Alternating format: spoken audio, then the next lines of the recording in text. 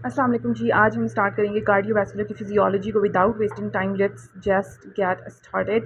अच्छा, उसमें ये है कि हमारे पास ये डिफरेंट वेरिएबल्स होते हैं जो कार्डियक आउटपुट को डिटरमिन करते हैं। ठीक हो गया।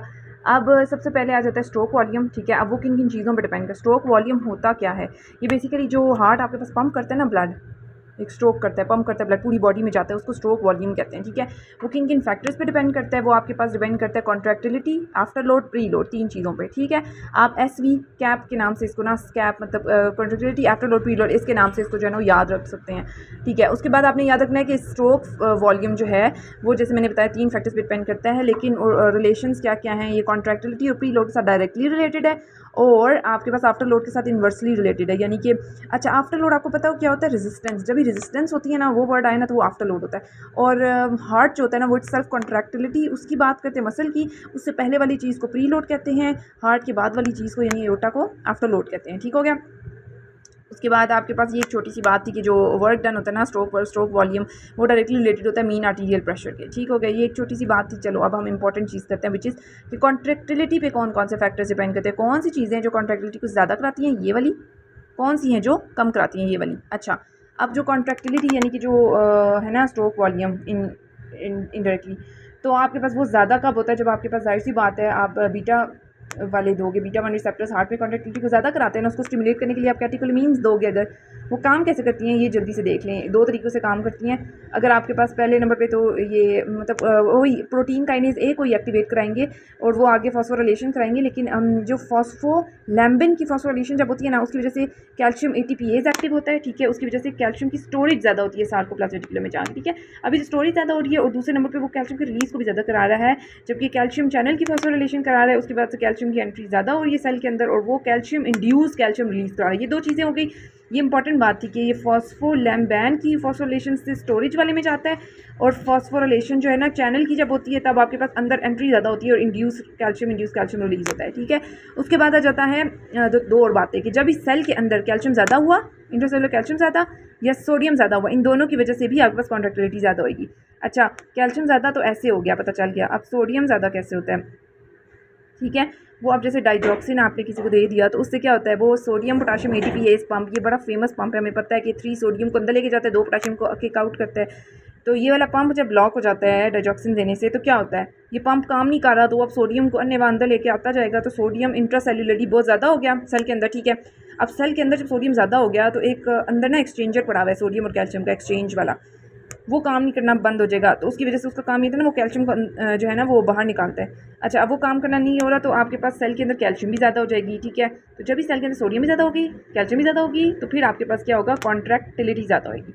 ये फैक्टर्स थे जो कि बेसिकली कॉन्ट्रैक्टिलिटी को ज़्यादा कराएंगे, यानी कि स्ट्रोक वॉल्यूम को ज़्यादा कराएंगे। अब वो फैक्टर्स जो कि बेसिकली कॉन्ट्रैक्टिलिटी स्ट्रोक वॉल्यूम को कम कराएंगे, उल्टा है।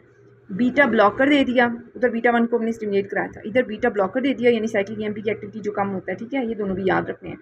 दूसरा, हार्ट तुम्हारा काम ही नहीं कर रहा, हार्ट आप लोगों का फेल होगा। फॉर कैसे बातें कर, हार्ट फेलियर अगर हो जाए विथ सिस्टोलिक डिसफंक्शनिंग, ठीक है, सिस्टली मतलब कॉन्ट्रैक्टिलिटी ना होए। दूसरे नंबर पे एसिडोसिस अगर हो जाए, यानी पीएच कम हो गया, इन्वायरमेंट ऐसा एसिडिटी वाला हो गया, जिसकी वजह से फिर कॉन्ट्रैक्टिलिटी कम हो जाएगी। ऑक्सीजन कम होगी, CO2 ज़्यादा हो गया, हाइपोक्सिया, हाइपरकैप्निया। दूसरा, CCBs दे दिए, कैल्शियम चैनल ब्लॉकर्स। जब वो दे दिया ना, तो वो भी हार्ट को, कैल्शियम को तो ब्लॉक करें। इधर देखो ना, कैल्शियम ज़्यादा हो रहा था तो काम सही हो रहा था, इधर कैल्शियम कम यानी ब्लॉक हो रहा है, तो जिससे ये भी चीज़ ब्लॉक हो जाएगी। नॉन डाई हाइड्रोपाइरिडीन CCBs दिए, तब ये होगा। अच्छा, ये हो गया कॉन्ट्रैक्टिलिटी की बातें। अब आ जाती हैं pre load and after load की बातें। पहले प्री लोड पढ़ते हैं। प्री लोड क्या होता था भाई? पहले वाला, हार्ट से पहले वाली बात, यानी कि हार्ट से पहले क्या हो रहा है भाई? वेन्स पड़ी हुई हैं, वेन्स हार्ट के अंदर ब्लड लेके आ रही हैं। Preload is approximated by ventricular end diastolic volume, EDV। ठीक है, ये अपनी पता होना चाहिए, क्योंकि SVC IVC से किधर आता है ब्लड? एट्रियम में नीचे, वेंट्रिकल में आता है ना, तो वेंट्रिकल में नीचे डायस्टली जब फिलिंग हो रही होती है ना, बिल्कुल एंड डायस्टोलिक वॉल्यूम होता है ना, वो बताता है, जो बेसिकली पीछे से प्री लोड आ रहा होता है। तो ये EDV डिपेंड करता है, ये MCQ है, यानी कि पीछे वीनस रिटर्न जो होता है ना, वीनस टोन पे डिपेंड करता है। ठीक है, अब आपको ये पता होना चाहिए कि वेन्स को वेज़ोडाइलेटर्स कौन कौन से होते हैं। तो जो वेन्स का जो डायलेटर होएगा, ज़ाहिर है पीछे वेन्स जो है ना वो डायलेट हो गई, उसकी वजह से क्या आएगा? वो जो नाइट्रोग्लिसरीन देते हो ना, उससे वेन्स डायलेट हो जाती हैं MI में। तो वेन्स जब पीछे डायलेट हो जाती हैं, यानी कि वो ठुस हो गई हैं, मतलब वो वेन्स के अंदर ब्लड पूल कर गया है, वहाँ पे बैठ गया है। अब वो ऊपर की तरफ जा ही नहीं रहा, वेन्स से ऊपर ब्लड में जाना होता है ना वापस सफाई के लिए, अब ऊपर जा ही नहीं रहा, जिसकी वजह से पीछे जाने वाली को क्या कहते हैं, प्री लोड, तो वो कम हो गया, ठीक हो गया। तो वीनस वेज़ोडाइलेटर दिया तो प्री लोड कम हो जाता है। अगली बात आ जाती है आफ्टर लोड। आफ्टर लोड को याद रखना है रेजिस्टेंस आगे जो हार्ट होती है, हार्ट के बाद अयोटा, अयोटा में किसी किस्म की रेजिस्टेंस आएगी ना, किसी रोक रहा होगा ब्लड आगे जाने से, तो वो होगा। तो ये होता है मीन आर्टीरियल प्रेशर डिनोट करता है इसको, MAP मीन आर्टीरियल प्रेशर, ठीक है, आफ्टर लोड में। और ये एक आपने आर्टीरियल जो वेज़ोडाइलेटर होता है ना, वो कौन है, हाइड्रोलिजीन, ये भी याद रखना है। ये आर्टरी को वेज़ोडाइलेट कराता है। जब आर्टरी में डायलेशन होएगी ना, ठीक है, तो वो क्या करेगी, रेजिस्टेंस उसमें कम होगी ना, ज़ाहिर बात है, चीज़ डायलेट कर गई है, ब्लड उसमें रेजिस्टेंस कम आ रही है ना, रेजिस्टेंस जब कम आएगी तो आफ्टर लोड कम हो जाएगा, ठीक है, रेजिस्टेंस इज आफ्टर लोड। फिर लेप्लेस लॉ एक होता है जो कि जब भी वॉल की टेंशन बढ़ेगी ना, जैसे तेज़ ब्लड आया, किसी को ब्लड प्रेशर का मरीज़ है कोई, ठीक है, हाइपर टेंशन हुई हुई है, ठीक है, उसकी वजह से क्या होएगा, उसकी वॉल की टेंशन बढ़ेगी, आर्टरी की वॉल की टेंशन बढ़ेगी, उसकी वजह से प्रेशर उसमें बढ़ेगा और उसकी वजह से रेजिस्टेंस आएगी कि भाई रोक रहा होगा ब्लड, तो वो आफ्टर लोड को बढ़ाएगा, ठीक है। और इसमें एक यहाँ से बात ये वाली थी कि बस, तो ये थोड़े से फार्मूला वो याद रखें। क्रॉनिक हाइपरटेंशन जब होती है बंदे को, वही मैंने बताया, मीन आर्टीरियल प्रेशर बढ़ जाता है जिसकी वजह से लेफ्ट वेंट्रिकल हाइपरट्रोफी कर जाता है, उसको कॉम्पेंसेट करने के लिए। तो ये कॉम्पेंसेशन जब होती है इसकी वजह से फिर वॉल स्ट्रेस कम होता है, ठीक है, एक ये बात। दूसरी बात ये कि ये जो वॉल टेंशन और इसका ना थोड़ा सा फार्मूला पता होना चाहिए, ये पेपर में लेप्लेस लॉ का भी पूछ सकते हैं कि जो वॉल की टेंशन होती है वो प्रेशर और रेडियस को दोनों को मल्टीप्लाई करने से आती है, और जो वॉल का स्ट्रेस होता है ना, वो प्रेशर रेडियस को multiply divided by 2 multiply by wall की थिकनेस जो होती है। ये फार्मूला भी थोड़ा सा आपको दिमाग में होना चाहिए। उसके बाद एक ये बात कि जो एस इनहिबिटर्स और ARBs बहुत फेमस हम देते हैं BP के, हाइपरटेंशन और डायबिटीज़ के पेशेंट्स को, वो क्या करता है, वो प्री लोड को भी कम करता है और आफ्टर लोड को भी कम करता है। ये एक मैकेनिज्म इनका पता होना चाहिए। दूसरी बात ये कि ये वाला सारा पॉइंट हो गया क्लियर। अब आ जाते हैं कार्डियक ऑक्सीजन डिमांड पे। मायोकार्डियल ऑक्सीजन डिमांड जो होती है वो ज़्यादा कब होती है, यानी कि कब ऑक्सीजन ज़्यादा चाहिए हार्ट को, ज़ाहिर है वो एक्सरसाइज की कंडीशन दिमाग में लाएं, वो एक्सरसाइज कर रहा है, ज़ोर ज़ोर से कॉन्ट्रैक्टिलिटी ज़्यादा हो रही है हार्ट की, ठीक है, उसके अंदर रेजिस्टेंस ज़्यादा हो रही है, रेजिस्टेंस ज़्यादा होने का मतलब है आफ्टर लोड ज़्यादा हो रहा है, यानी रोक रहा है उसको ब्लड। अच्छा, हार्ट रेट तेज़ हो रहा है, डायमीटर वेंट्रिकल्स का ज़्यादा हो रहा है, यानी वॉल के अंदर टेंशन ज़्यादा हो रही है, ठीक है। इन सब चीज़ों से ऑक्सीजन की डिमांड ज़्यादा हो जाती है, ऑक्सीजन की डिमांड कार्डियक ज़्यादा हो जाती है। आखिरी जो MCQ आता होता है वो ये है कि जो कोरोनरी साइनस होता है उसके अंदर क्या होता है, उसके अंदर most deoxygenated blood of the body होता है। तो the most deoxygenated blood in the whole body is present in dash, किस चीज़ में, कोरोनरी साइनस, जो हमारी राइट एट्रियम में जाके खुलती है ना, सारी वेन्स उसमें जाती है, उसमें सबसे ज़्यादा गंदा डीऑक्सीजनेटेड ब्लड पड़ा हुआ होता है।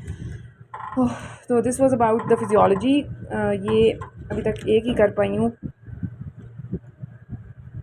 अच्छा, उसके बाद हमारे पास फार्मूलाज आ जाते हैं कुछ ना, जैसे हमारे पास आ जाता होता है स्ट्रोक वॉल्यूम, उसका फार्मूला क्या होता है, and diastolic volume minus and systolic volume होता है। उसके बाद इजेक्शन फ्रैक्शन क्या होता है, वो स्ट्रोक वॉल्यूम को जब एंड डायस्टोलिक वॉल्यूम से आप डिवाइड कर देते होते हो।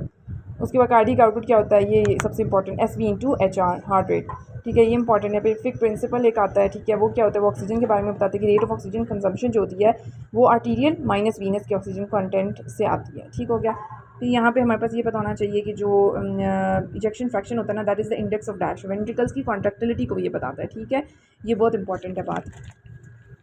और ये यूजुअली जो है ना वो डिक्रीज़ हो जाती है सिस्टोलिक हार्ट फेलियर के अंदर, ठीक है। तो अर्ली स्टेजेस जब एक्सरसाइज की होती है तो cardiac output is maintain by increase heart rate and stroke volume, लेकिन बाद में क्या होता है, वो स्ट्रोक वॉल्यूम जो है ना वो प्लेटिव फेज में सिर्फ और सिर्फ बंदा तेज़ तेज़ उसका हार्ट रेट ज़्यादा हो रहा होता है, ठीक है, ये याद रखना। कार्डियक आउटपुट बाद में एक्सरसाइज में बाद में जाके सिर्फ हार्ट रेट, जिसका सांस बहुत फूल रहा होता है ना, बाद में जाके उसके ऊपर डिपेंड करता है, ठीक है।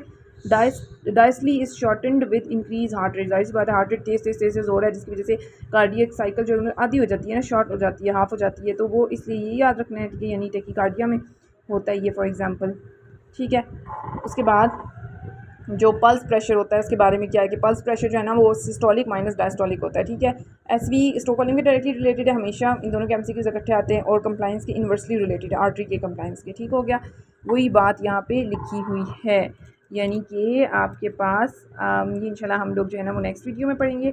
नेक्स्ट वीडियो में मैं इधर से आगे स्टार्ट करवाऊँगी फिजियोलॉजी को, और इंशाल्लाह we will learn a lot about it. Okay, so stay tune for the next video.